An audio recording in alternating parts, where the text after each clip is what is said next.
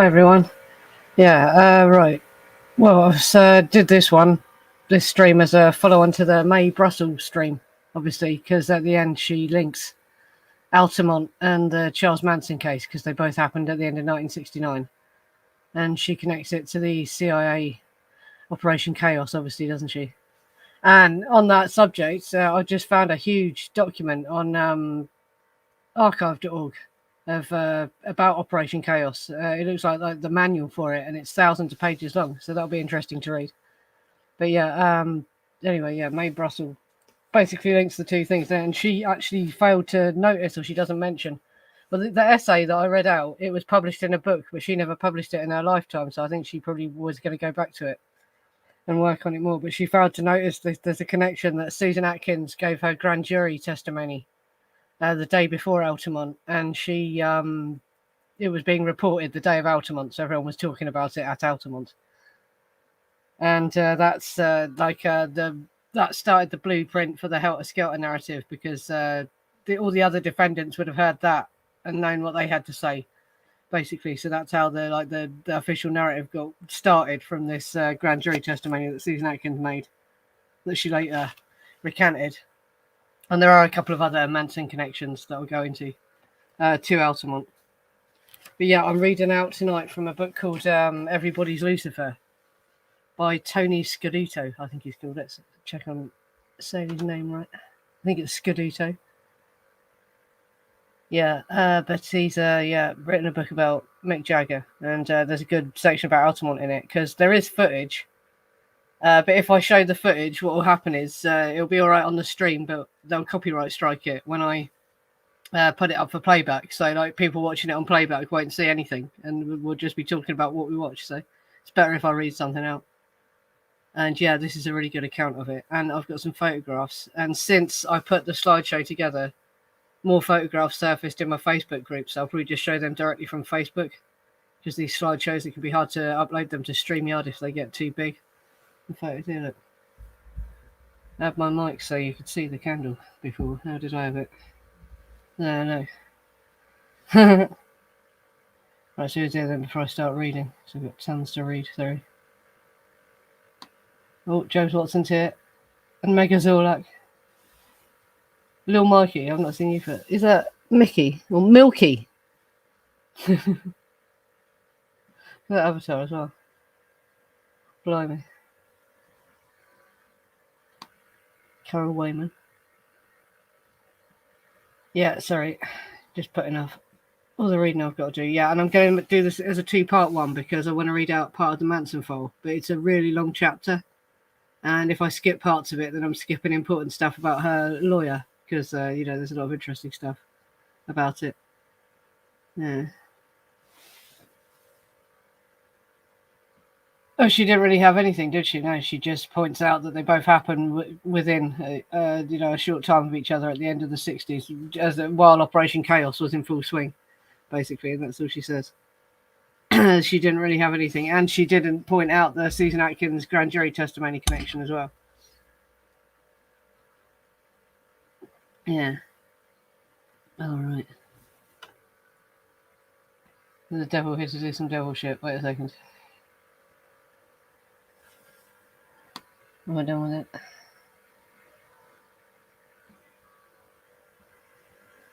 There you go. Like and subscribe. If you haven't already. Yeah. Oh, you live close to it, do you? Northwest of the Altamont Raceway. Yeah, I've got photos as well. I'll get the slides up on the screen, actually. Sorry, let me get that off the screen.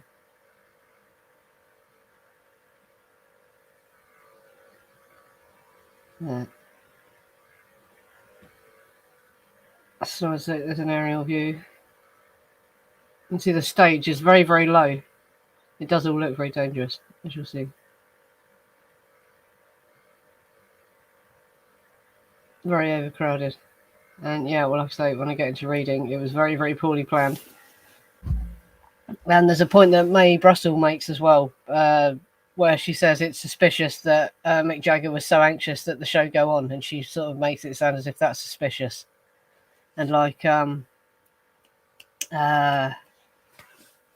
it was he was being forced to make it go ahead. But no, actually, there's an explanation for that. It was which we'll get into when I start reading. Only a little bit about Susan tonight. The main bit about Susan is going to be next week now because there's so much to read out. And once I've read out all the stuff from Altamont, I don't fancy reading out the entire chapter that I've got to read out from the Manson file tonight. But we will get to talking about Susan a bit. And yeah, but the main point is that she did her grand jury testimony the day before this, which is when she said all the stuff about she stabbed Sharon Tate and she licked the blood off the knife and all that sort of stuff. And that this was being reported in the press the day Altamont happened. And Mae Brussell missed that. Yeah, the Grateful Dead. This comes up in the book. The Grateful Dead backed off, and there's actually footage. You can find loads of footage of this, but you can see. I think it is actually Jefferson Airplane telling the Grateful Dead how bad it was that someone got knocked out. The singer from Jefferson Airplane got knocked out by a Hell's Angel, didn't he? And so you see the Grateful Dead fuck off. Yeah, they don't play. Yeah, that's it. Or at least one of them now. It's proven, in it was CIA, the Grateful Dead. And yeah, you hear weird stories about their concerts. I'll probably get into them at some point on my channel. Yes, I'm going to start reading anyway, because I've got a lot to read out. It's interesting, though. I hope you enjoy it. Oh, and I've got a better internet connection now, so hopefully it won't keep cutting out. Because that is infuriating when you're trying to listen to it. Sorry about that, if that is annoying you and you're trying to listen to me read stuff out and it cuts out.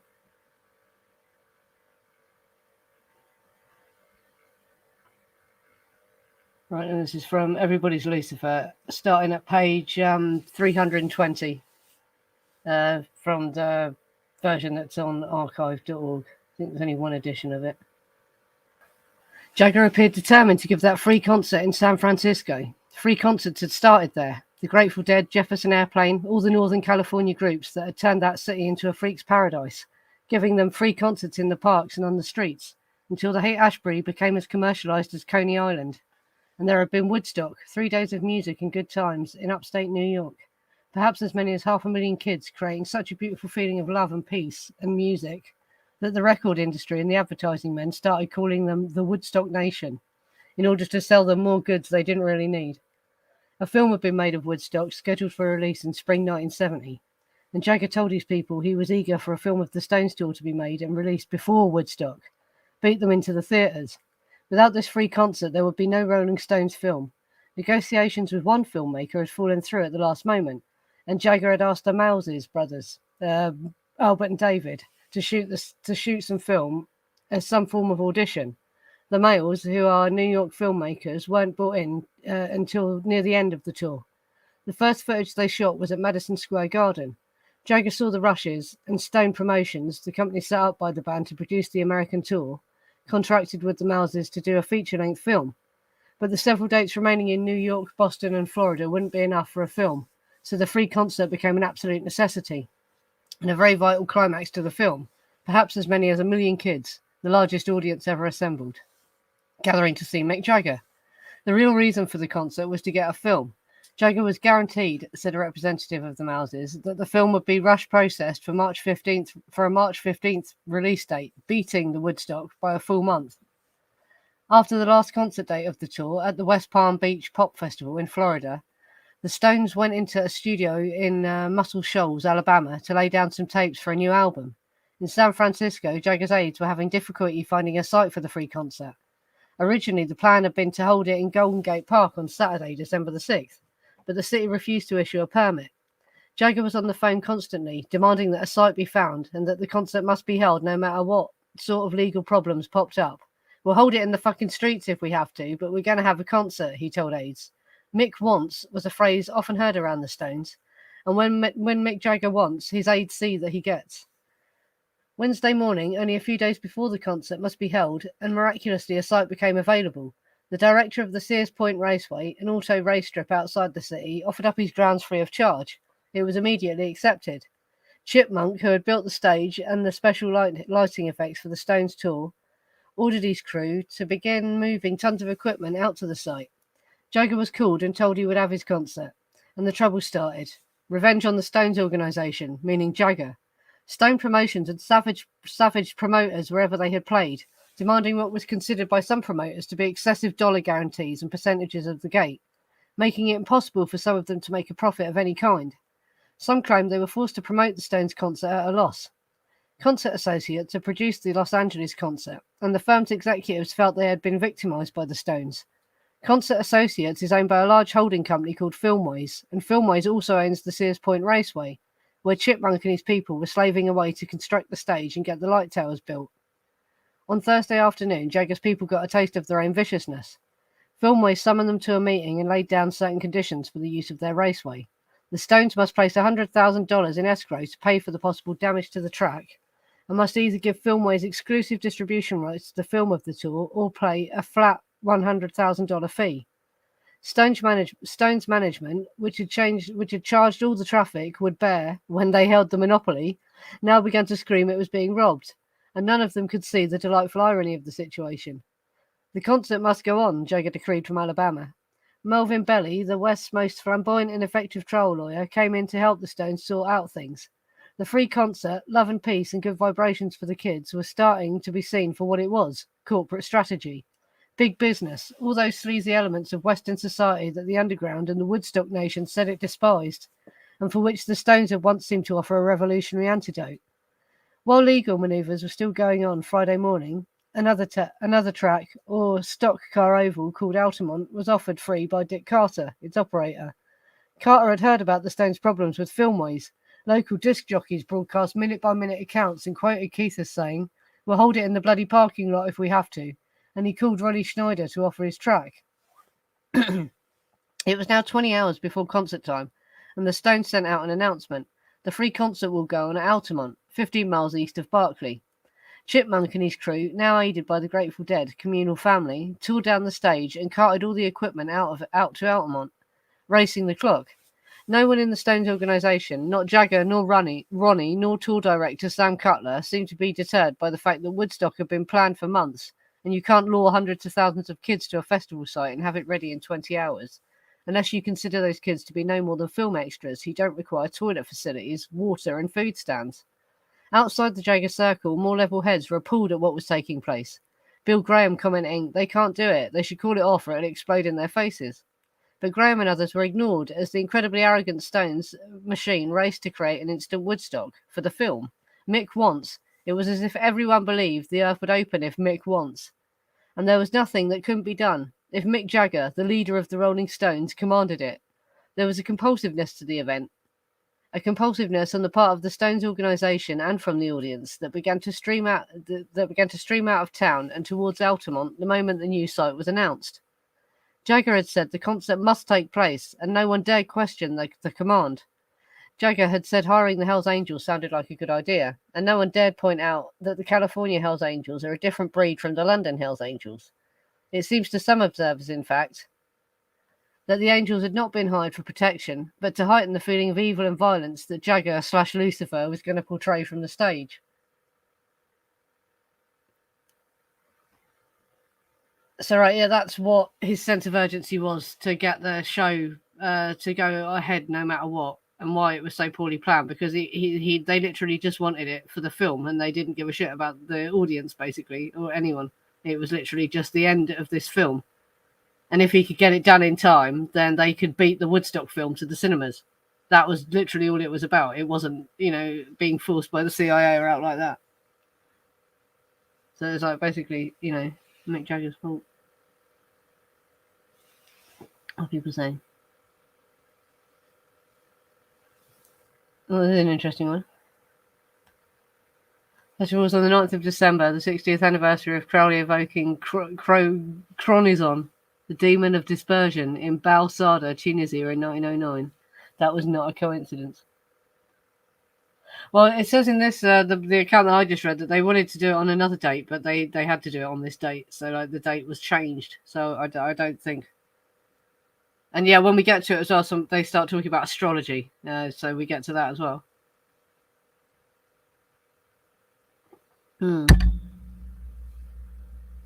Sorry, I hope that doesn't make too much of a sound when I do that to the mic. I'm trying to have a break from reading.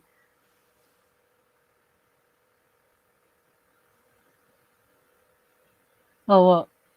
Chris, what have you missed? Yeah, I just totally solved the Manson murders.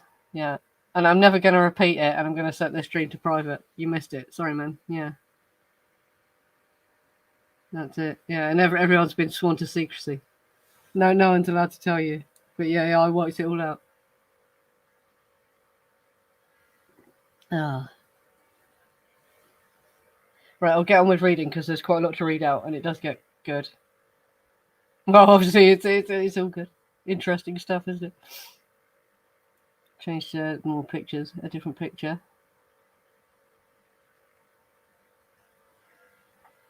It's Saturday morning now, an hour into Saturday. About 2,000 people in sleeping bags and blankets are camped in front of the stage that Chip and his crew are still hammering together.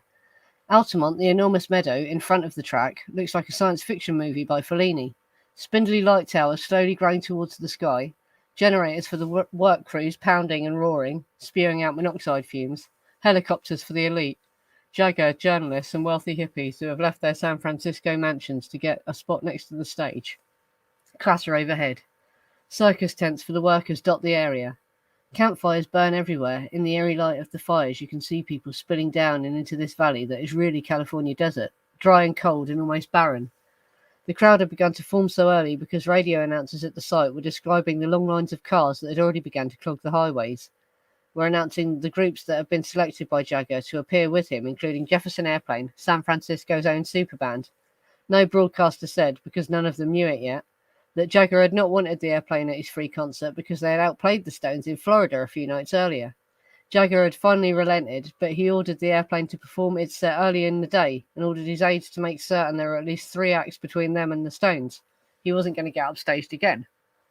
Jagger and Keith arrived at the site around 2 a.m. after flying to San Francisco a few hours before. They clamber out of their helicopter, wave to the crowd and split up. Keith wanders off somewhere and Jagger strolls around near the stage. One girl gives him a long yellow scarf to protect his throat from the December cold, and another plants a kiss on his cheek and runs off, crying at her audacity. Jagger strides around like a prince out of a fairy tale, dressed in a red velvet cape and a red velvet cap slung over the side of his head. A radio interviewer asks if he's seen all the preparations being made, and Jagger says, "Yeah, man, it's great." He seems to be so obviously enjoying it, swimming in it. He had ordered a free concert, and here was the free concert shaping up. Lights suddenly come on for the television cameras, and Jagger answers a few more questions. Then a huge joint is passed up to him, but before accepting it, he commands, "Turn off the lights in camera." He was obeyed, and he took a hit from the joint and passed it on. After an hour, he climbed into his helicopter and was flown back to San Francisco. Keith has decided to spend the night here. He wanders around for a while. "I'm just hanging out, feeling the vibes. It's great," he says to one reporter. "Everywhere I go, it's a gas. People sitting around the fires, really cool, getting high, just absolutely beautiful." He apparently is spared what other observers see. Michael Lydon, covering the Stones tour for Ramparts magazine, could see the beauties of the people sharing the food and dope, the friendliness of the people offering their campfires to keep warm by. But he sees another side of it. One young woman tells him it's going to be a very heavy day because of the sun. Venus, Mercury, and some other planets are all in Sagittarius, and the moon's on the Libra-Scorpio cusp.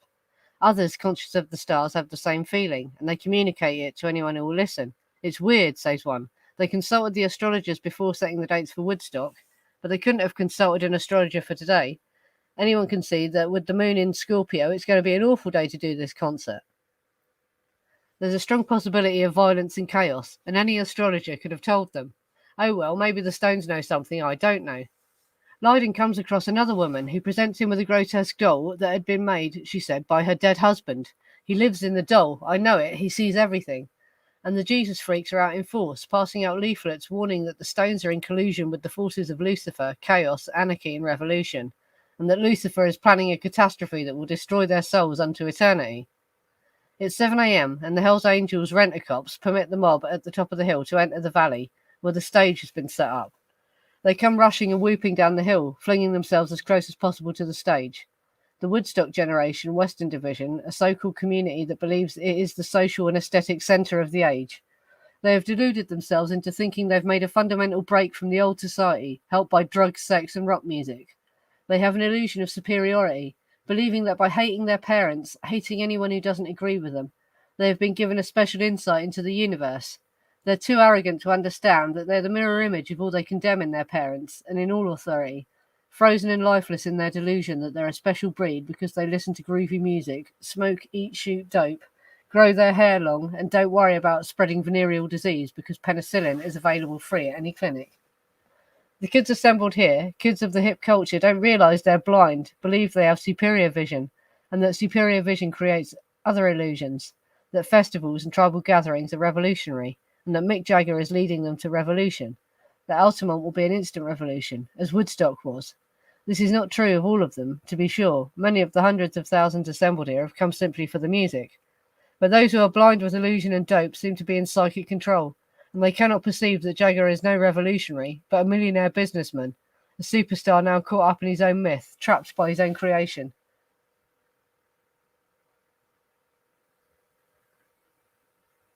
So yeah, it was definitely all about money for him, basically.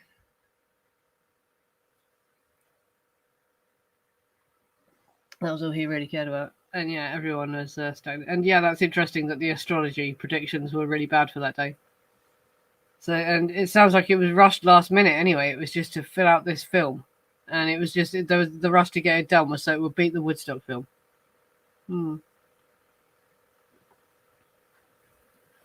Yeah, he does. That happens. Yeah, I'll read it out. But yeah, he did apparently. So I'll get to it in a minute. Yeah. When it was on the day he arrives, he's arrived once and then he flies back to San Francisco and Keith stays. But yeah, when he gets back, guy walked up. Oh, what, has he only recently died, has he? The road manager for the Stones and the Grateful Dead.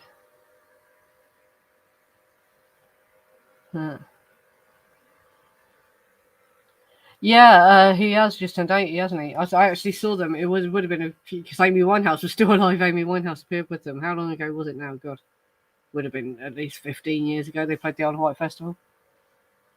I say he was still very energetic. Then he changed his shirt loads of times and that and danced around a lot. Very energetic looking even then. Yeah, he really stays young from the blood of the young children, like all Hollywood people do. There was a rumor, wasn't there, that they get a whole body blood transfusion every year or something, but yeah. Yeah, Filmways, initially, they fell out with them. The people that owned the first venue they were going to do it at was owned by Filmways, but then they got offered another venue. Yeah, Filmways is some company that owned the venue or something. I read it out. When it's up on playback, go back because it explains about Filmways. The Rolling Stones were pissed off. Filmways started demanding a lot of money, like a deposit and shit like that, or a big share of the fees. Oh, Frankie's here. Yeah, Frankie's coming to see me. We go. I'll have to interview him as well. Yeah, because he's got an interesting backstory. Are you on the ferry now? Yeah. Oh, that's an interesting one. That's interesting as well. Yeah, because Filmways, the Rolling Stones. Like I said, I just read it out. I can't remember it now. I don't want to go back and read it, so I'm trying to carry on going forward. Right, I'll keep reading because there's lots to read out. And it gets to the strong and bad language and all that in it, so be warned. At some point, we'll get to a different picture. Let's see.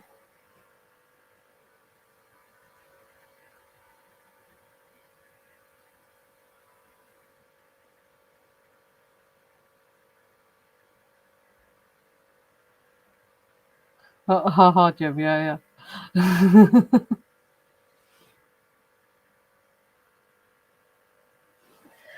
Oh no, turn the page, sorry.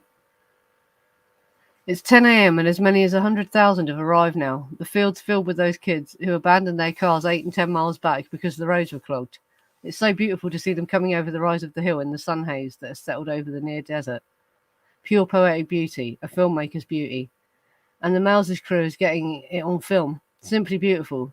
But now the bad acid, hash, pills and coke and peyote are starting to take effect. And the psychic distress that had only been glimpsed in the night begins to manifest itself more clearly.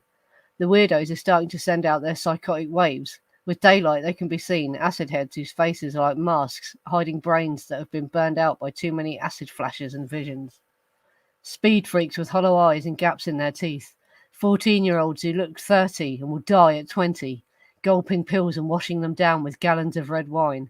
And the dealers, hundreds of them wandering through the crowd, hawking every imaginable form of dope ever created. Most of the acid is bad, laced with speed, and an occasional kid on a bad trip screaming and writhing against his interior demons sets off a chain of them. And the violence begins long before the Hells Angels make their presence felt. The crowd is waiting for Jagger, for that evil Lucifer, the man and his band who have contracted with Satan, and their ugliness that had infected a few now spreads like pus over thousands. Fights break out over dope, food, water, on the long lines in front of the few toilets. Kids assembled for love and music, smashing one another in hatred. The ever-amazing intensity of the psychedelics grips them, warping enough of the 300,000 who have arrived by noon to infect even those who are smoking only grass. A fog rolls in, and the sun vanishes, and the beauty of the morning has been transformed into the monstrous garden of earthly delights. Psychedelic California beach. A feeling of paranoia hangs over the crowd. They see the fights, the weirdos, the freakouts. Many of them have heard rumours and reports about the millionaire lawyers and the businessmen fighting over the site for this free concert. Many begin to feel they are perhaps being used as film extras for the enrichment of Mick Jagger and the company, for they can see the TV and movie cameras in action. Jagger may be ripping them off. The freaks and weirdos are sending out bad vibrations, and the stars have decreed disaster, and the buzzing demonic acid is intensifying the need for Lucifer in the guise of Mick Jagger. Some in the crowd demand that everyone be drawn into the feeling of evilness, including the angels. At mid-morning, the radical dopesters from Berkeley start passing out thousands of tabs of acid to the Hells Angels. Most of the acid was cut with speed. The tabs were passed to the Angels down at the stage and their bus 30 yards uphill. The Angels had been instructed that their job was to guard the stage to the death and were given $500 worth of beer in payments. Sam Cutler, the Cockney-accented tour manager for the Stones, was overheard answering the Angels' question on how rough to be in handling the crowd. "We don't give a fuck, just keep those people away." The Angels were gulping acid, gulping reds, washing it all down with enormous amounts of wine and the beer provided by the Stones. And now, primed on dope, sucked into the audience's own paranoia, the Angels reverted to their public image. The violence that had been sweeping through the crowd since early morning began to take on a different focus. Santana, the lead band of the day, began setting up, 2 hours behind schedule. A young man with long, straight blonde hair tries to pass through a knot of angels to get closer to the stage. An angel sitting on the edge of the stage kicks the man in the face, and several other angels punch him to the ground. Jagger's movie crews come closer to film the action.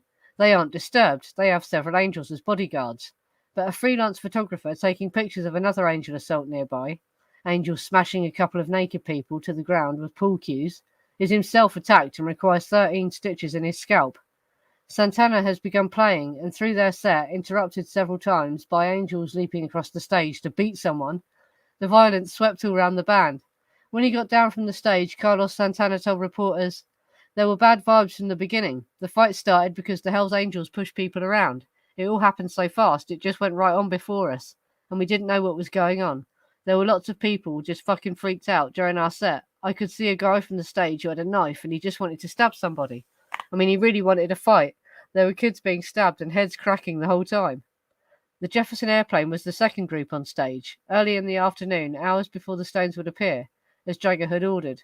From the opening notes of the first song, it was clear the Angels had commandeered the stage. Dozens of them up there, playing out special roles in this insane, spaced-out and hellish tribal gathering. Marty Balin is about to begin his vocals on "We Can Be Together," and a young muscular black man, shirtless, leaps onto the stage. Several angels beat him with pool cues, lift him and throw him down into the crowd. He staggers around, spitting blood and trying to stay on his feet, but several other angels reach him and start beating him again. Marty leaps off the stage. A path is opened for him as Airplane continues to play, and he rushes to the angels, beating the kid. He seizes an angel by the arm and shouts, "Stop hitting that kid." An angel smashes him in the face, knocking him to the ground. Someone in the crowd asked why he'd done that since the Airplane had performed at benefits for the angels, and he replied, "Because he was disrespectful to a fellow angel. Nobody gets away with that." The angels were now in control, and there wasn't a thing anyone could do to head off the ultimate climax. Paul Kantner took the mic and demanded to know what the hell the angels thought they were doing, slugging a member of his band. And an angel on stage seized the mic to shut him up. "What the fuck is going down?" Grace Slick asked from her microphone. A fight almost broke out between Paul and the angel, but several people stepped between them, and Grace began to sing. They got through the song shakily, and Marty returned to the stage as other fights were breaking out between the angels and the audience. People, people, Grace cries, still not completely aware that control over this festival has been lost. Why do we have to fight? Everybody, please cool it so we can get on with the fun. Jagger's helicopter set down inside the Speedway Stadium at this point. As he climbed out of the helicopter with Mick Taylor and a retinue, a couple of Hell's Angels clearing a path through the crowd for them. A freak rushed up to Jagger. I hate you, he screamed, and then he punched Jagger in the face. Jagger was shaken, and he was quickly hustled off to the trailer that was the Stones' dressing room. Inside the trailer, packed tight were their band, their aides, and guards. Keith was told that Marty Balin had been knocked unconscious by a Hell's Angel, and he began to understand what was happening to the crowd out there. He thought they're getting out of hand. It's just going to get worse. Obviously, it's not going to get better. Nothing's going to cool them once they start. What a bummer. What can you do? Just sit tight. Word kept filtering into the trailer about the chaos out front and the beatings and stabbings and freakouts. Jagger later insisted that he had never been told anything about it. He later lashed out at all the other musicians for not coming down from the stage and telling him how frightful it was out there, how dangerous. But he and the Stones were getting reports about the violence from the moment Balin was slugged through the next couple of hours in what had become a Hells Angels festival. But what can you do, Keith said. Just sit tight. No one would dare suggest an alternative to Jagger. The free concert had to go on. The Flying Burrito Brothers took to the stage after the airplane stopped playing and raced to a helicopter to get away as quickly as possible. With its soft country music, everything calmed down for a little while. Jagger came out of his trailer during this set, surrounded by half a dozen burly angels. He slipped behind the stage and then walked up the steps and strolled around at the back of the stage to see what was going on out front. Total calm. Surely the reports of violence were exaggerated. He didn't tour the medical tent where the doctors were sewing up split scalps, walking with kids on bum trips, and shooting Thorazine into dozens who had freaked out. The Angels rampaged again when the next group, Crosby, Stills and Nash and Young, began to play, their pool cues flailing at anyone who got in the way. The Angels charged into the crowd again and again. At the end of the act, several stretchers were passed into the audience and bodies were placed on them and handed across the stage to the medical tent.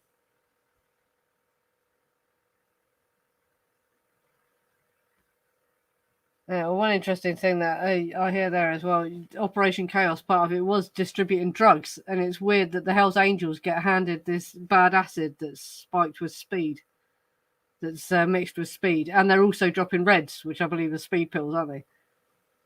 So they're taking this bad acid that's spiked with speed, and they're given loads of beer, and they're taking more speed. Because I always wondered if this was like the establishment let this happen, so people would cry out for more security at festivals instead of giving people more freedom to do free festivals and that. They wanted one to go really badly so that people would ask for more security and for more, like licenses and all sorts of shit for these sorts of festivals, So I always thought. Yeah, you don't think the Hells Angels are in the Christmas spree yet at this point? Yeah, because that's not very long though, really. I don't know if you could do a whole stream about that. I could do a short stream. I could do a midweek short stream about that.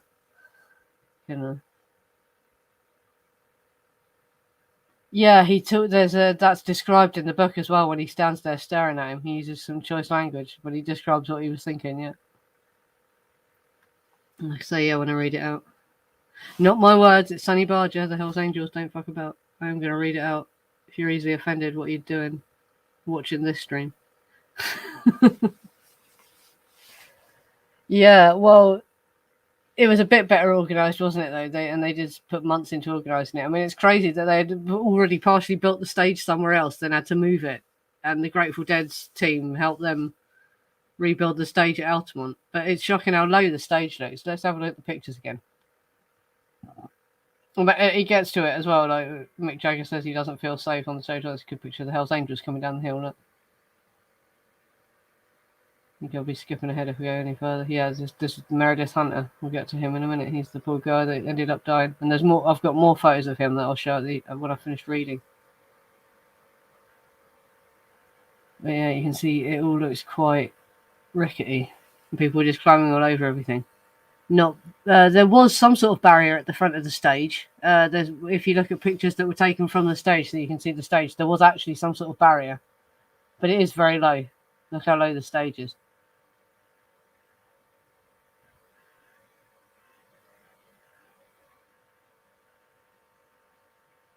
So just look at the chat for a second before I carry on reading. Right. And now the stones, the primary reason everyone had assembled here. But the stones don't come out. They're tuning up, the press corps is told. It will take a little time for them to get their instruments tuned. But there was no tuning up inside the trailer. The stones always delay after the warm-up acts have finished, giving the audience time to work itself up in anticipation, to make them forget how much the earlier groups had moved them. But something else was also happening in the trailer. Jagger's waiting for it to get dark so that the banks of spotlights would have the most dramatic effect possible. Theatre for the crowd that will freak over the grand entrance. And most of all for the cameras. Those cameras that have been shooting all the violence throughout the day. Darkness was needed to capture those satanic majesties properly, to capture Jagger's stunning makeup and costume in a swirl of coloured lights. Never mind that it was growing colder outside and the crowd getting uglier. Many of the men and women with press credentials and others of the elite permitted into the backstage area knew what was happening there. Jagger and the Stones were wrapping themselves ever more in an enormous ego bubble. The gigantic and insatiable ego of Mick Jagger, one of them says into his tape recorder. So many of them were to say in similar words as the crowd waited. One of the Hells Angels security guard came out of the Stones trailer and told the journalist, Jagger's so vain with the whole scene. We kept telling him, hey, you know what, you got 500,000 fucking people out there that made you what you are, and here you are stalling. The man says, well, my makeup looks better at night. To some of the journalists, it seems that Jagger has become a prisoner of his own image, an image that makes the music secondary to the need to be a rock demigod. He no longer knows when he is just Mick Jagger, or when he is the Mick Jagger of the media and his own fantasies, one writer said. As the wait for Jagger stretched into an hour and beyond, the kids wait, and for some the wait becomes too much. One young man sitting in front of the stage begins twitching in an acid vision seizure. We're all going to die, right here, we've been tricked. Friends carry him to the medical tent for a tranquilizer.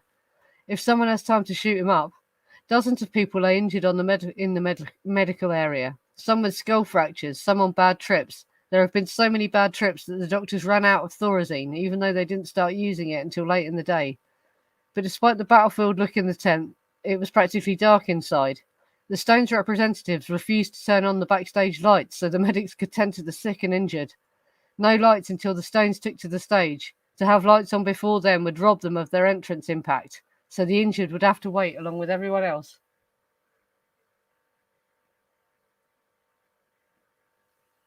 So yeah, that's quite shocking, like, despite knowing how bad it was getting, and Mick Jagger denied that he knew. But apparently they were being told constantly. They knew right from when the guy from Jefferson Airplane got hit how bad it was getting. And they still waited an hour, and it was just so it would be dark, so that they would have the greatest impact when they walked on the stage. And also they wouldn't even turn on the backstage lights so that they could treat the sick and injured. They were treating the sick and injured in the dark, just so they could have the dramatic impact of the lights coming on when they walked on stage. Which is bad, yeah.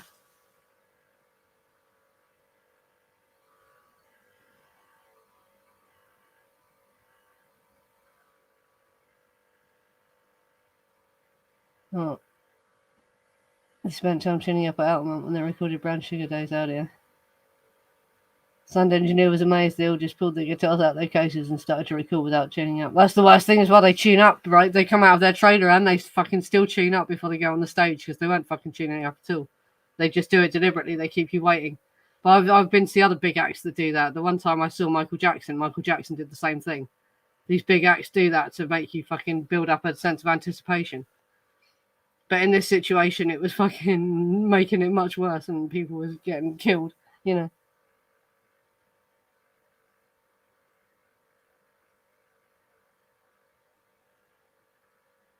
Yeah, bad drugs. There's loads of bad drugs. And at Woodstock, there was bad acid as well, apparently, wasn't there? It's interesting that under Operation Chaos, that was part of it, was putting out all these drugs, distributing these drugs. Suspicious stuff, isn't it? Yeah, that's it. That's what it says in the book, basically. They wanted to play in the dark because it would look better on the film and his makeup would stand out better. And, you know, they would just look better under lights. So they delayed it more than an hour, so it would be dark, so it would get dark. Even though it was getting cold and people were getting pissed off, people were freaking out on acid. He never went and looked at the medical tent. He just glanced out at the front during the Burrito Brothers when everyone had chilled out for a minute. It's interesting that they ran off as well, because Graham Parsons was supposed to be quite close to the Stones. So it's interesting that they just fucked off and didn't even hang around to talk to the Stones or anything. Right, I'll carry on reading now, just to get it all read out. I think this is the bit when we get to the choice language from Sonny Barger. So yeah.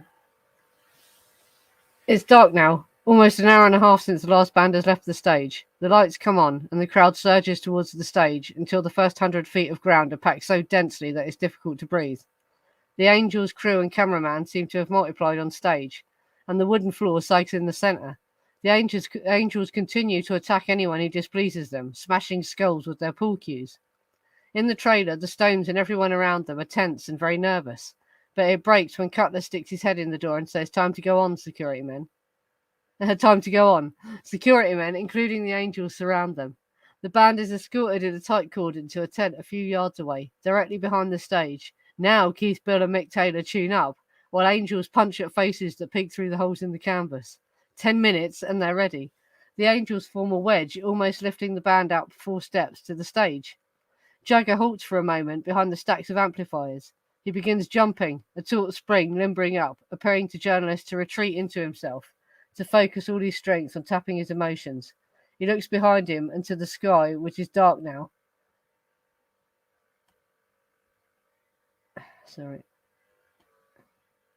A few stars are visible, even through the marijuana haze hanging over the meadow. Jagger bounces into the lights, and a group of Angels escort him to the mic.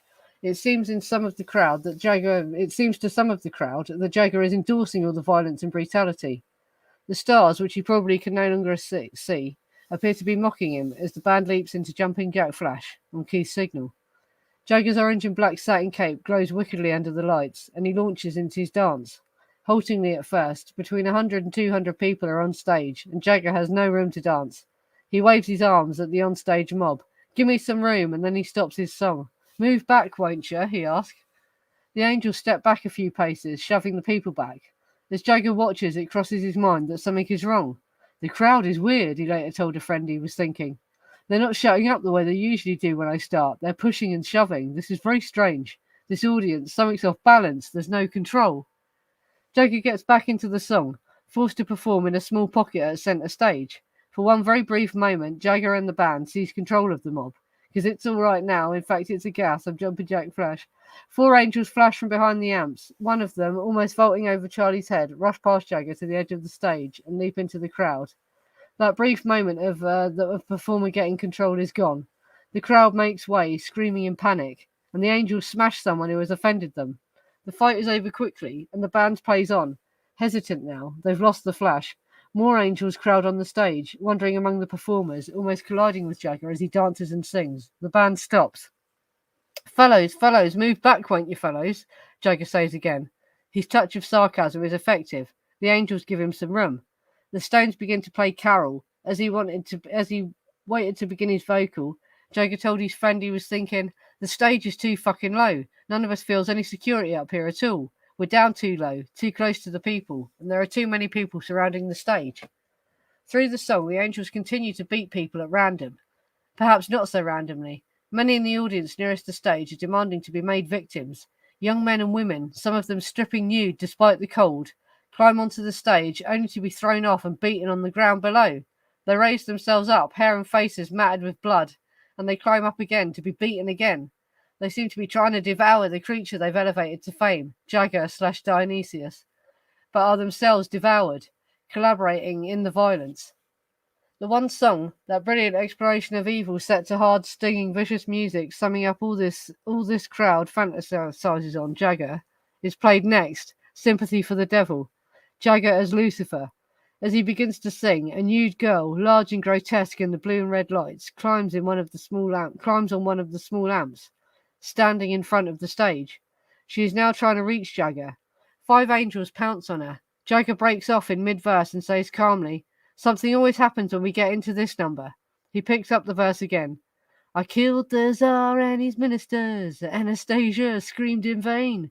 The Angels are trying to pry the girl loose from the amp, and she's gripping, attempting to push her back into the audience. And Jagger shouts sarcastically now, "Fellows, I'm sure it doesn't take all of you to take care of this." his voice sounding high camp. Surely one of you can handle her.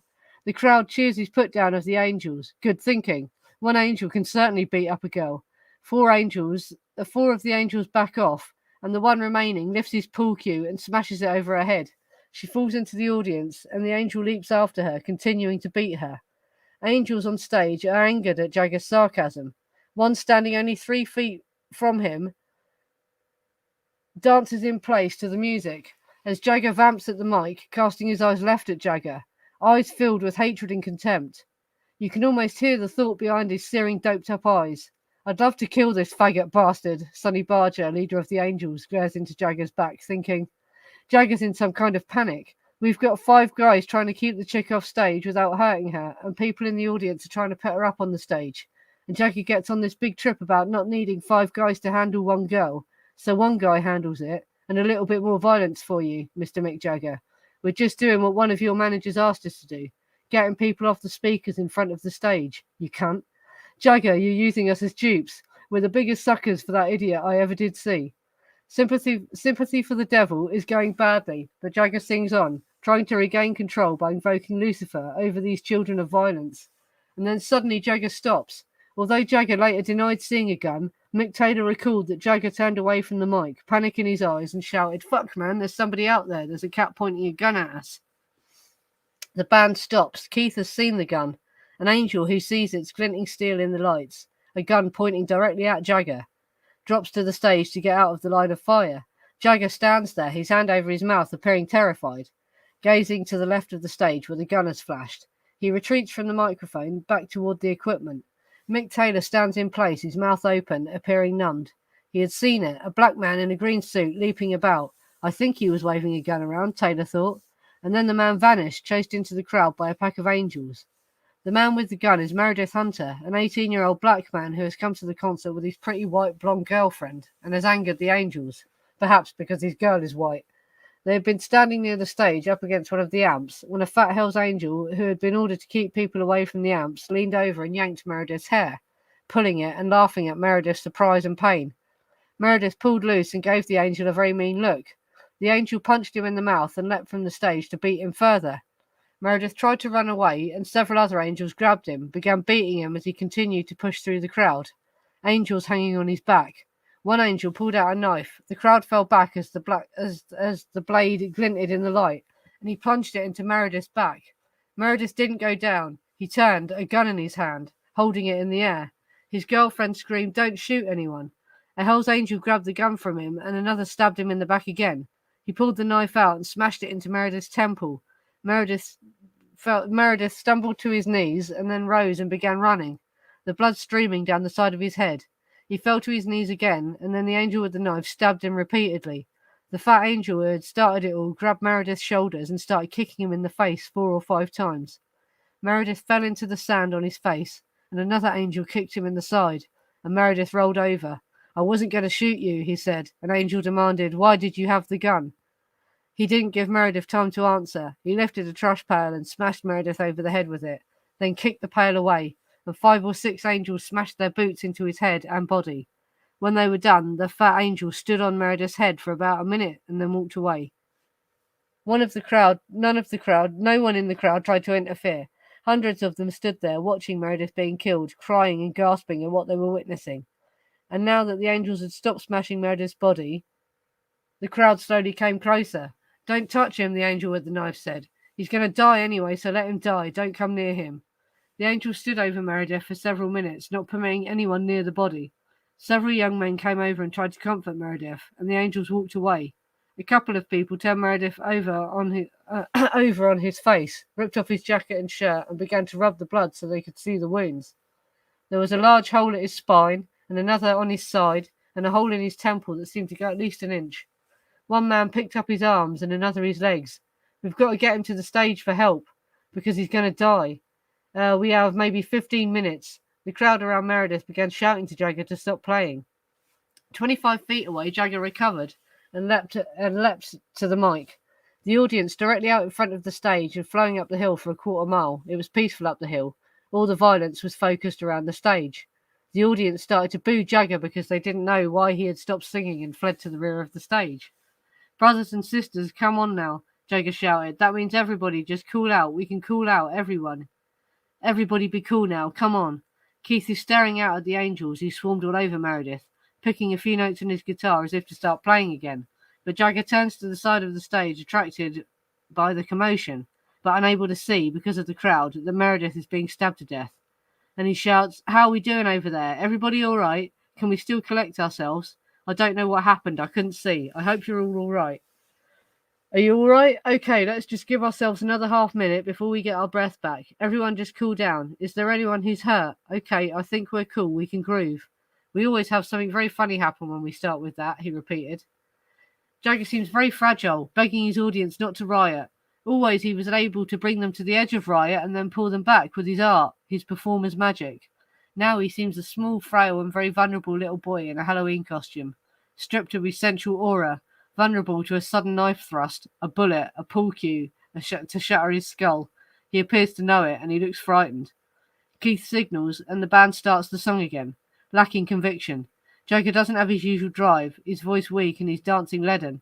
He leans over to his left and he sings, trying to hear the people shouting at him to stop playing, that someone out there is dying. But he can't hear them clearly, and he continues to sing.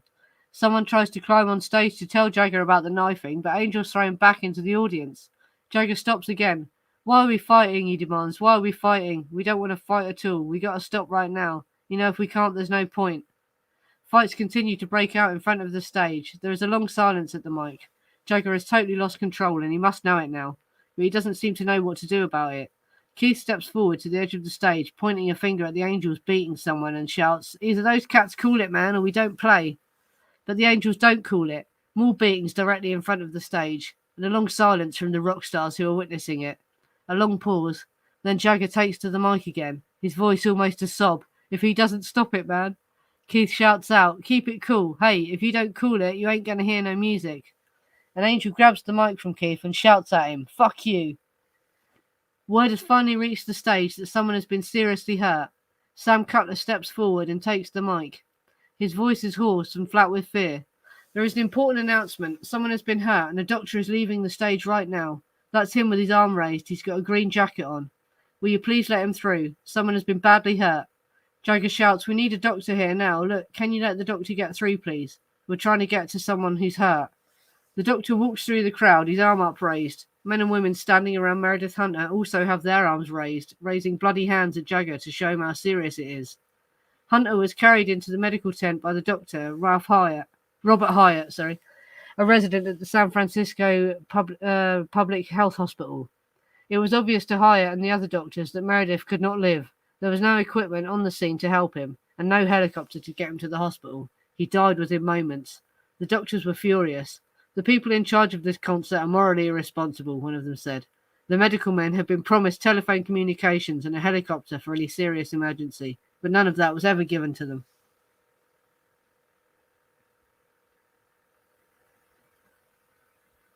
Right, and like I say, I've got more where's the other picture of Meredith Hunter? Yeah, this looks like it's right at the beginning of the fight, and it's maybe after they've grabbed the gun off him, because I can't see a gun in his hand in this picture, but you can definitely see the Hell's Angel holding up the knife, can't you? And let me try and find the other pictures to get them loaded up, because there's more pictures of him. And yeah, another thing, because I'd heard that it didn't happen during Sympathy for the Devil, that it happened at another time, and that it's a mistake that it happened during Sympathy for the Devil. So there's his green suit, quite striking. A lot of people apparently remembered seeing him. I don't know what stage this is at, but that's a very small one. If you're watching on a phone or something, you'd have to blow it up to see these. You can see him surrounded by angels there. And there he is again. So these look like ones from before he was being stabbed, obviously. And that was, yeah, there could be him in there. Yeah, these are in my Facebook group, if you know my Facebook group. Ah, yeah, this is it. Look, this looks pretty nasty.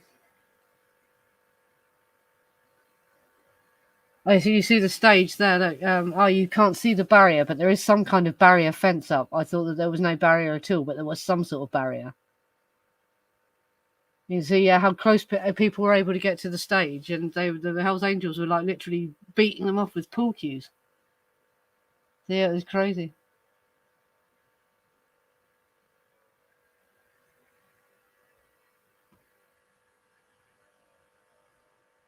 Right.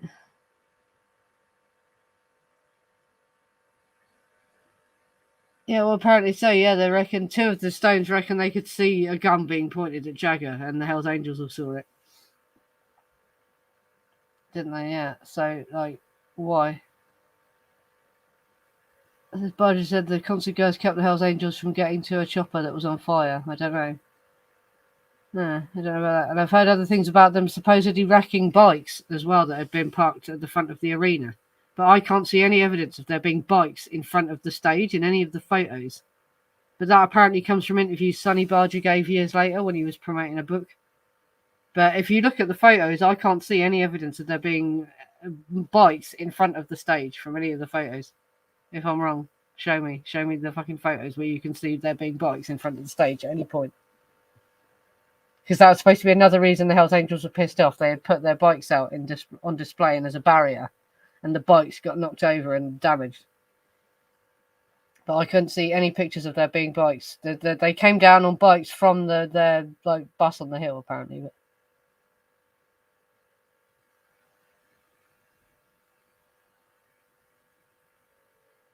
So just looking at the chat for a minute.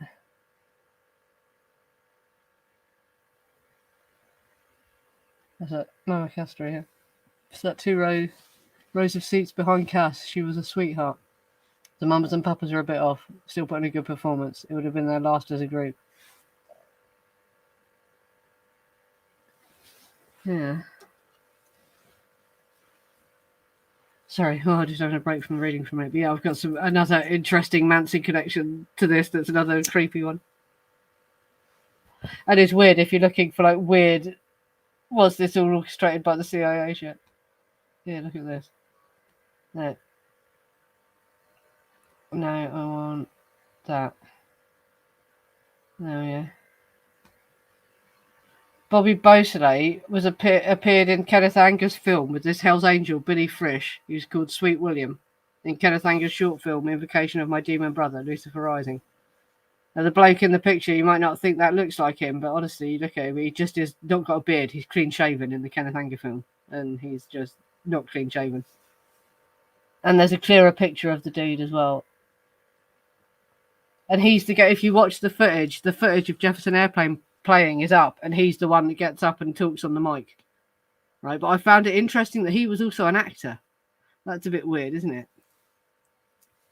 But this is the thing. I had always heard this. I had heard that it didn't happen during Sympathy for the Devil, but that's a myth. But actually, fucking all the books say it happened during Sympathy for the Devil, and the pictures seem to line up with stuff that was going on during Sympathy for the Devil. So I think it actually was during Sympathy for the Devil.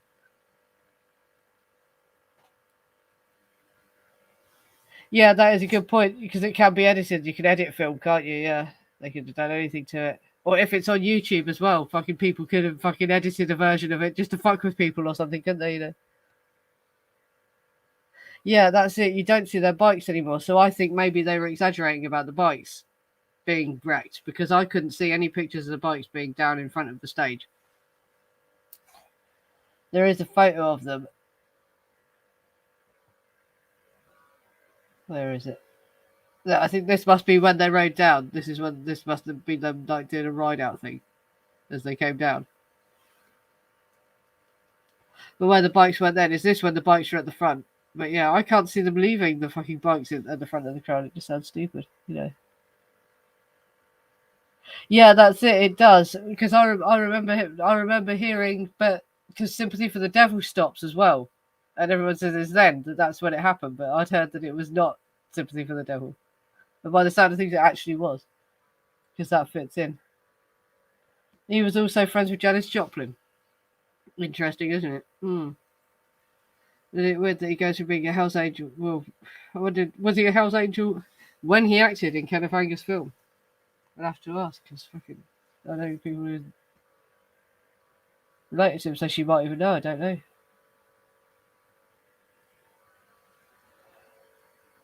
Sorry, just looking at the chat for a minute. Yeah, I found that very interesting. This Hell's Angel that features very heavily in it is in the footage, having a go at Jefferson Airplane and saying they've been disrespectful and that, you know, that's why he got knocked out and all that. It's just interesting he's an actor. And yeah, the amount of the bad drugs they were being given, you know, how drugged they were. So, like, I don't believe that this was entirely planned by the CIA, but this events like this happening was a result of Operation Chaos. It was a result of the drugs being distributed. And it does seem deliberate, doesn't it, to give the security people, who are known for being violent anyway, acid laced with speed and a load of beer. And this, if when you watch this back, if you watch it back, you'll see there's a list of all the different. You know, they had peyote and mescaline as usual. You know, the list of drugs everyone was on, and everyone was freaking out. Oh, and I did find an old newspaper article, a British newspaper article from the Guardian, that said there was 4 births there as well as deaths. Yeah, because there were more deaths as well. A guy was having a bad trip and fell into a fast-flowing drainage canal and drowned. And 2 guys got run over in their sleeping bags, hit and run. Whoever it was just drove off. 2 young men were killed just by being run over.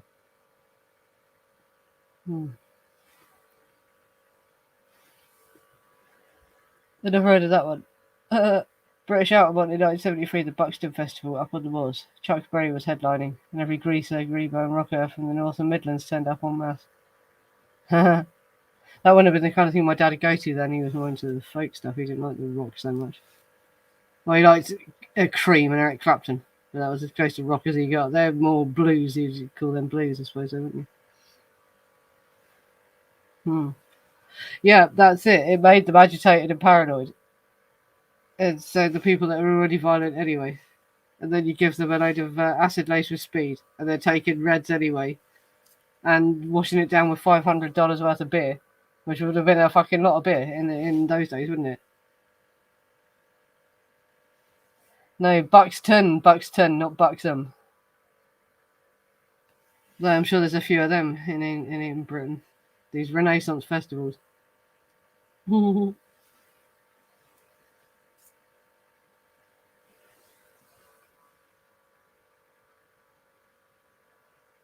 Yeah, and well, I'll show the pictures of Susan as well, but I'm not going to read out from the Manson file tonight because I'll be going forever. But yeah, I've pretty much read out everything I wanted to read. But yeah, the pictures of her walking into the grand jury room. And a mobbed up lawyer. This is the lawyer Caballero that turns up, and the book, The Killing of Sharon Tate, gets written, and he's represented all sorts of mobsters in the past. When you bear in mind some of these victims were big time, like into drug dealing. Jay Sebring was connected to the mob, so it's interesting that this mobbed up lawyer turns up and sets the story for what's going to happen next. And this is all around the same time Altamont was going on.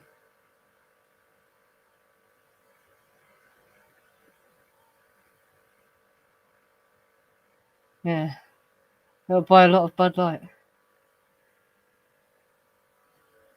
Yeah, so a different chapter of the Hells Angels had to do it at a different point. Yeah, at short notice or whatever, yeah.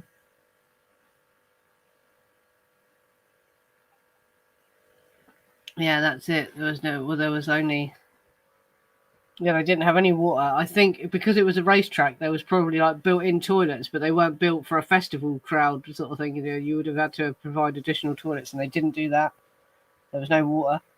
I read in this newspaper article that they had to clean Meredith Hunter's wounds with coffee because there was no water and shit like that, you know. And there was no helicopters. Though there was helicopters to fly in fucking Mick Jagger and everyone, but there was no helicopter for them to fly people to hospital. They didn't think about it. It was just about the film. He didn't give a shit about the people at all. And apparently there is footage of him crying over it, isn't there, as well? When he's showing the footage, because you can see the violence. I don't think you actually see him get stabbed on camera, but you see them starting to stab him, and you see them chasing off into the crowd. And he gets shown that. And you see him crying in that, apparently. Imagine, the film presumably got made and is out there somewhere, isn't it? It must have done. Did they actually make it to the cinemas? I assume so. Ah, so they weren't near the facilities for the because it says it was in a meadow next to the track. So yeah, and but it says there was queues for the few toilets, so there was some sort of toilet there, but definitely not enough for 100,000 people or however many people had showed up. Yeah, they didn't plan it. Didn't consult an astrologer.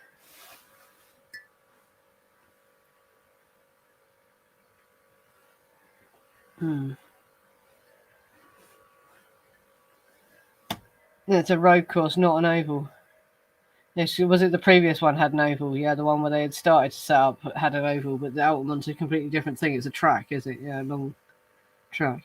Yeah.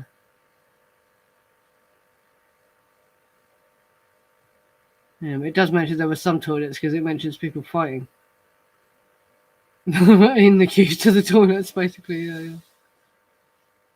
Well, that was it. Yeah, and that's another weird connection. There was other ones as well.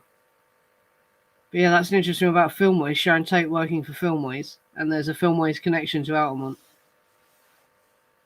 And the Rolling Stones ripping off the promoters in America had angered the promoters, so like people turned against them, and no one rushed to help them. Makes the event go without a hitch, did they? Really? They just fucking left them, and they had trouble finding a venue. Yeah, it was shown on the Art Movie Theatre circuit for years afterwards. I'm pretty sure it's on YouTube. I've watched it. Maybe it's been taken down because they want you to buy the DVD or whatever, or pay to stream it or whatever. I'm pretty sure it is on YouTube. I've watched it. I'm sure I have. And I'm sure the footage of Mick Jagger crying over watching people who's getting stabbed and that. But during the Jefferson Airplane footage, it's brutal. You can see the Hells Angels hitting people with pool cues, and you can hear it cracking people's heads. They really were not staging it for the cameras. They were actually beating the shit out of people. Like I say, I wonder how many people, maybe people didn't die, but I'd like to know how many people were permanently brain damaged by the fucking pool cue beatings they took as well. No one ever looked into that. God, yeah, well, imagine bloody 1969 festival toilets. What we've got now, they've had years to, think about, haven't they? Yeah, only a few toilets and must be overflowing. Yeah, hundreds of thousands of people using them. Well, lots of people are just going to be pissing at the edge of the field or where they stand or whatever if you can't get out of the crowd and that. So imagine it, yeah. And no running water as well, so they didn't have water. People taking speed and acid with no water, nothing there but wine, wine and beer. So people are making themselves even more dehydrated. Oh, what? It was actually shown with Kenneth Angers' Invocation of My Demon Brother. I'll look into that. You're probably right, though. Yeah, that's crazy, isn't it? So one of the actors that was in that My Demon Brother was the Hell's Angel that's having a go, that you see talking on the mic in the Jefferson Airplane bit. Yeah. These singers need to get knocked out once in a while. Yeah, Louise Mick Jagger got punched in the face once. He probably needed it. He didn't get knocked out though, did he? No, Grace Slick never actually got hit. No, another guy from Jefferson Airplane nearly got hit as well on the stage, and he started fighting with the Hell's Angel. So he started going, "What the hell are Hell's Angels doing, knocking out one of my band and all that?" Yeah, but they didn't.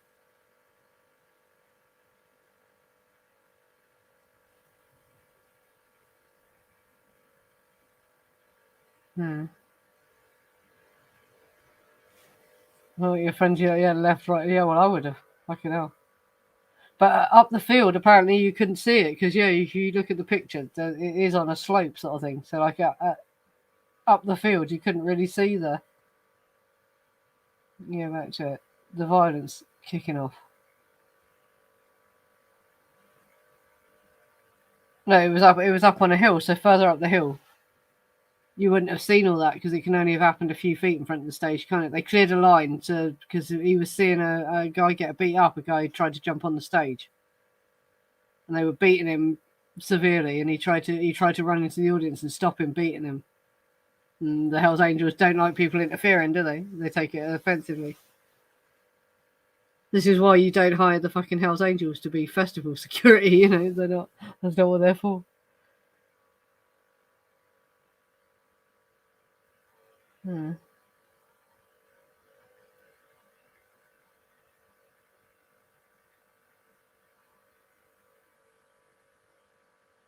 What, did he do the soundtrack to that as well? Yeah, because I know they were all bloody involved with each other, weren't they? He did the soundtrack because Bobby Beausoleil did the soundtrack to Lucifer Rising in the end, didn't he? Because Jimmy Page didn't come through with it. No, he did do the soundtrack, did he? I didn't know that. Yeah. Well, and one of the fucking Hell's Angels that was kicking off at the front is an actor that was in My Demon Brother. Does no one think that that's suspicious? If you're looking for fucking it all being an act set up by the CIA, that's kind of interesting, isn't it? Yeah, Jim Carrey was really the lead singer for Airplane, yeah. And he actually sings it really well, doesn't he? That's the worst thing. Yeah, that's it. No, the Manson family, but they were in prison, weren't they? They'd arrested them all at this point, so yeah, none of it would have happened.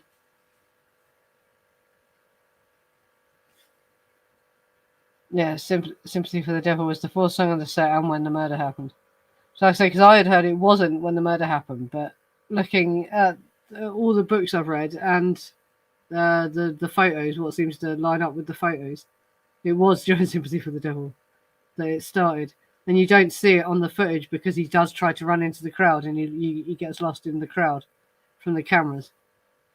But there's a really brutal description of it there, and they surrounded him and they wouldn't let anyone near him to make sure he died, which is pretty horrible, isn't it? You can see why people think it was ritualistic. They stood over his body so people couldn't get near him. And another thing, no one was ever fucking arrested over this, I don't think, as well, were they? No one ever got arrested, even though loads of people saw them do it. Yeah, I'd not heard actually, because there's a book. Phil Kaufman's written a book that's on archive.org. I've got to fucking read that. That's got to be a laugh, isn't it? I don't know if he was there. It was the Burrito Brothers band that went. Oh, you have a bootleg of the entire concert, and it's when it happened. Yeah, yeah.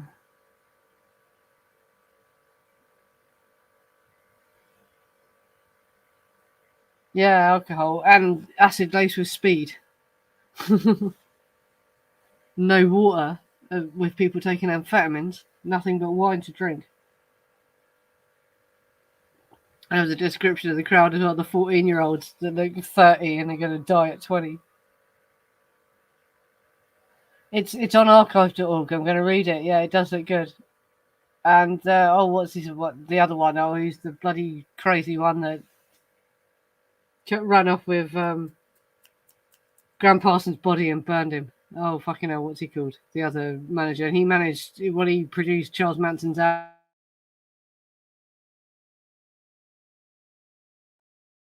the Lie album. They got what was he called? But you were talking about Paul Krasner, weren't you? Paul Krasner's written a book as well. Because I found that on archive.org. Yeah, but both Paul Krasner and Phil Kaufman's books are on archive.org.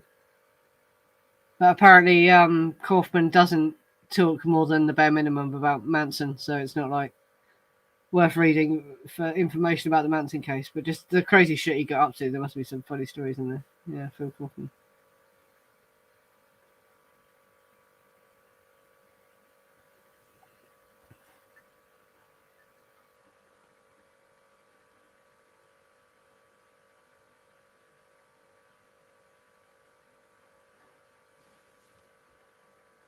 Yeah, Phil Kaufman is supposed to have taken Graham Parsons' body and tried to set fire to it, innit? But it didn't burn. You know, you have to fucking have a really good fire going, don't you? And they didn't do it right.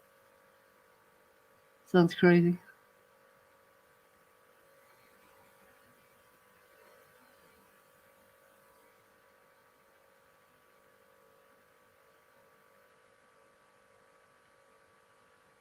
Sorry, just looking at the chat now.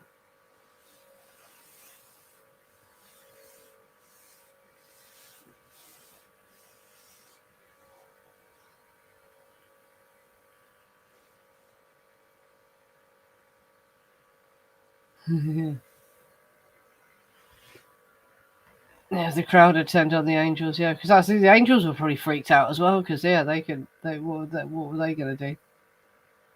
All they could do was be violent. Yeah, because they must have realised that as well. If the whole crowd decided to surge and attack the Angels, they'd just rip the Angels apart, wouldn't they? You know.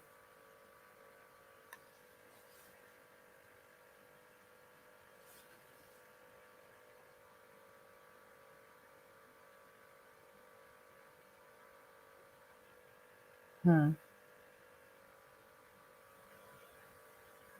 So if I can read in the chat, so I go quiet.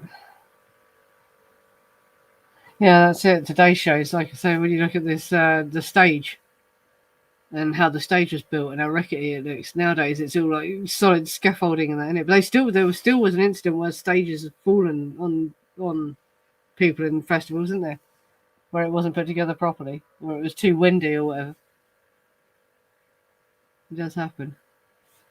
Yeah, yeah. I'll have to cover that one day.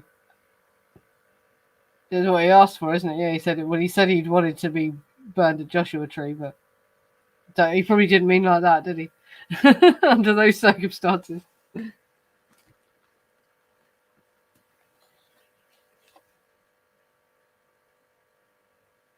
There is a tiny bit more I could read out actually, where people talk about their opinion, but it's what's he called? Oh no, wait a minute.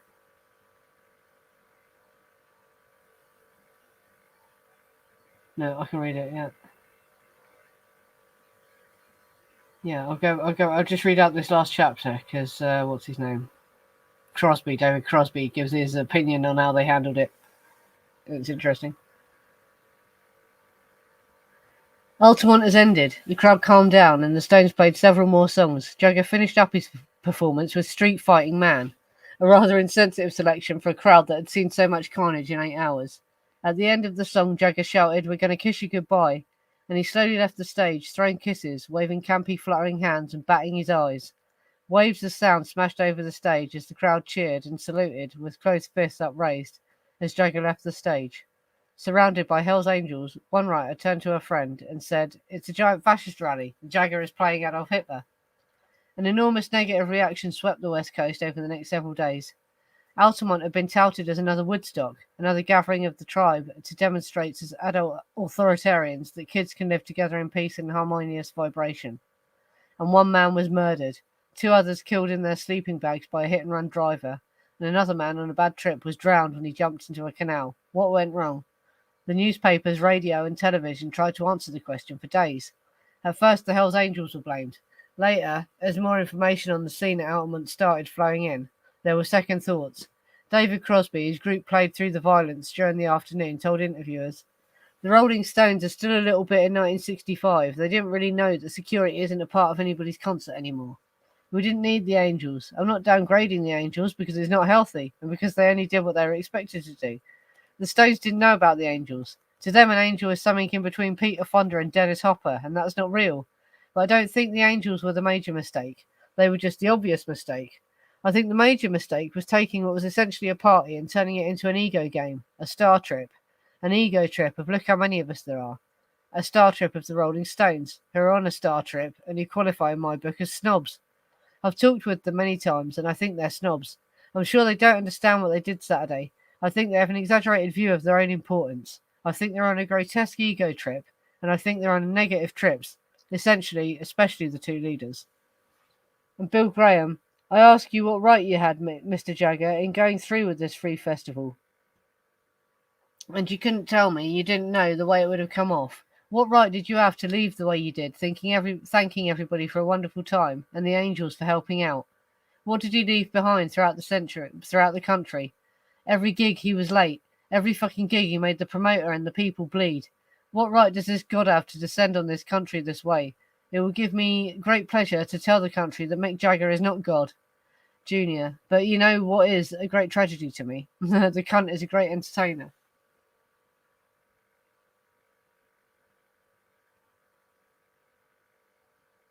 So yeah, obviously the Americans weren't impressed by the way they acted, yeah, because the whole tour they were ripping off promoters. They pissed everyone off for the whole tour they did. And then, did Altamont. and fucked off and just left, and that was it. Well, one was tried for murder and was acquitted. So they did actually investigate it and do something. Sorry. Yeah.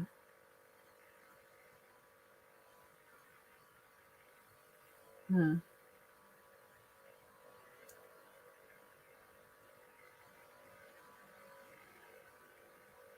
Sorry, just looking at the chat again.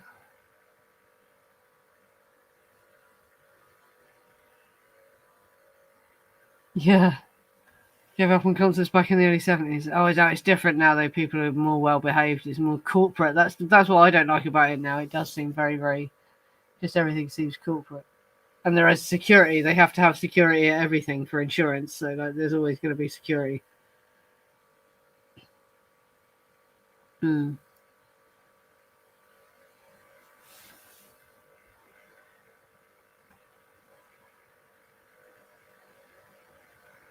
Yeah.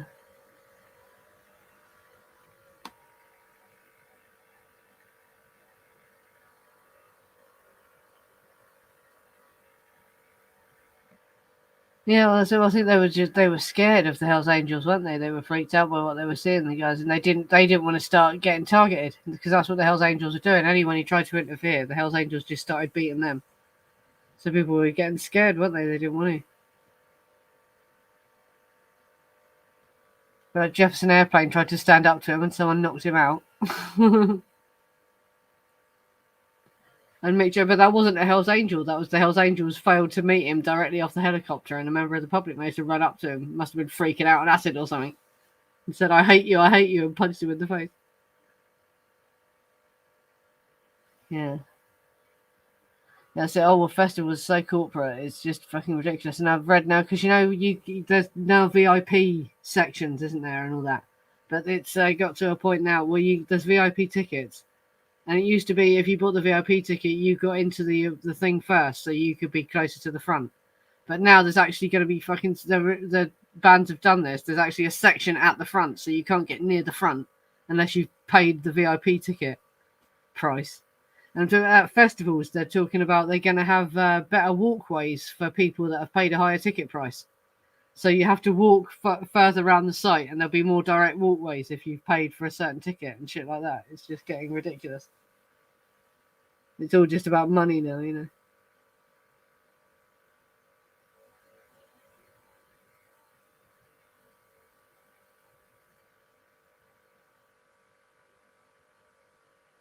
know. Hmm. 20 Hells Angels against 300,000. You like the odds, yeah. They were on bad acid as well. Hells Angels on bad acid and speed. And I bet they really had guns as well as knives. And most of them were bloody Marines, weren't they, as well, previously? Sonny Barger definitely was, wasn't he? Sonny Barger had definitely come out of the Marines. So they knew how to stab you. And shoot you. And probably suffocate you in other ways or whatever, silently and all that sort of shit. Yeah, they did all kinds of nasty crap, didn't they? My God.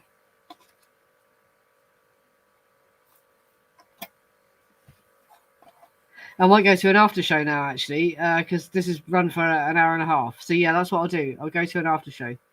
And, yeah, tune in next week for the Susan Atkin bit, because, yeah, there was so much to read out from the Manson file, and I don't want to miss any of it. So I was thinking, could I edit it down and only talk about certain bits?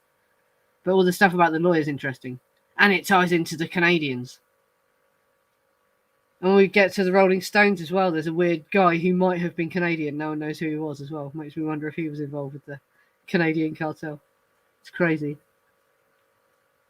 Won't be talking about that next week, but I am going to get into the weird bust that the Rolling Stones had where Mick Jagger and Keith Richards went to prison. It was only for about a week or 2 weeks they actually spent in prison, but they went to prison. But I thought it was more logical to talk about Altamont first because Mae Brussell directly mentions that. And she mentions the other bust as well. But yeah, next week I'm going to be reading from the Manson file about Susan Atkin's grand jury testimony. And why and how it was lied. I'll get into more detail. So I'll end this one now. Oh, what? The Beatles at a beat disaster next. Yeah. I don't know. Was that such a huge disaster? I don't think they didn't ever fucking tour it, did they? I don't think. Didn't they fucking split up just after that? Yeah. Anyway, I'll end it now and I'll come back and do an after stream. So give me a minute, and I'll see you at the after stream if you want to. But yeah, night everyone. Thanks for watching. Like and subscribe if you haven't already.